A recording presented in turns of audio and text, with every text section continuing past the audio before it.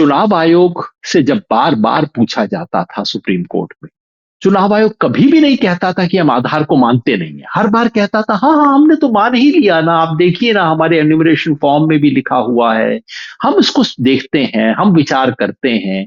लेकिन व्यवहार में चुनाव आयोग कतई तैयार नहीं था आधार को स्वीकार करने के लिए, क्योंकि जैसे ही आधार को स्वीकार किया जाता है वैसे ही एक बड़ी संख्या में लोगों का वोट काटने का जो षड्यंत्र था, जो मंसूबा, जो कि चुनाव आयोग का मंसूबा था जिसका आपने जिक्र किया शुरू में, जो कि चुनाव आयोग से ऊपर भी शायद उनके पीछे भी कहीं से कोई राजनीतिक मंसूबे होंगे, वो मंसूबा नाकामयाब हो जाता है।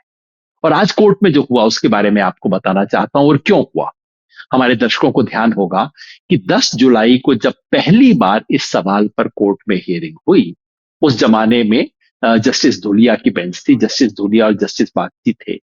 तो लगभग उन्होंने कह दिया था कि भाई आधार तो मानना पड़ेगा आपको, लेकिन आदेश देते वक्त उन्होंने इसे सुझाव की भाषा में लिख दिया। कि आप बस इसको चुनाव आयोग को कंसीडर रास्ता मिल गया। कंसीडर हाँ, आप कीजिए। विचार कीजिए, सुझाव है और बड़ा स्ट्रांग सुझाव था कि अगर न्याय होना है तो आपको इसे करना चाहिए, न्याय संगत यही होगा कि आप इसको स्वीकार कर लें।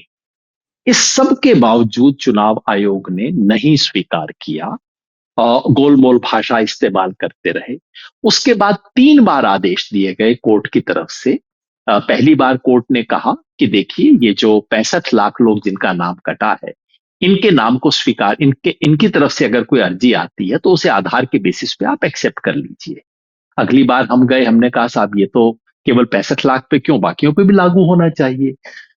तो कोर्ट ने कहा, एक गोलमोल सी भाषा में कहा, बहुत स्पष्ट भाषा में नहीं कहा, लेकिन कहे तो देखिए समझदार को इशारा काफी होता है, शरीफ को सुझाव काफी होता है, लेकिन चुनाव आयोग ने ना शराफत का रास्ता चुना, ना समझदारी का रास्ता चुना। और चुनाव आयोग ने व्यवहार में, आप तो जानते हैं, जमीन पर आदेश ये दिए गए थे कि अगर कोई व्यक्ति केवल आधार लेके आता है तो उसका फॉर्म स्वीकार नहीं करना चाहिए।